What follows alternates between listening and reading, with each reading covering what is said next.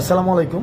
আজকে সারাদিনে বেশ কিছু বিষয় আমাদের নজরে এসেছে যে গণমাধ্যমের কর্মীদের পেশাদারি কাজে বাধা প্রদান এবং রাস্তার মধ্যে আমরা যে মোবাইল চেক করার মতো প্রাইভেসি লঙ্ঘন এবং ট্রাফিক কন্ট্রোল নিয়ে বেশ কিছু অভিযোগ আমাদের মধ্যে এসেছে। আমি প্রথমেই বলতে চাই যে আমরা নির্যাতকের পরিবর্তন চাইনি, আমরা নির্যাতনেরও পরিবর্তন চেয়েছি।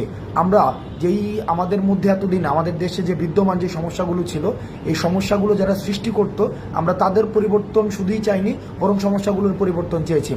ছাত্রলীগ যেভাবে আমাদের ফোন চেক করে দেখেছিল যে আন্দোলন সংশ্লিষ্ট কোনো ছবি আছে কিনা, এবং তারা আমাদের শিক্ষার্থীদের উপরে নির্যাতন করেছে ফোন চেক করার মধ্য দিয়ে, এবং সেটি প্রাইভেসি লঙ্ঘন হয়েছে, আমরা তখন সেই বিষয়টির প্রতিবাদ জানিয়েছি।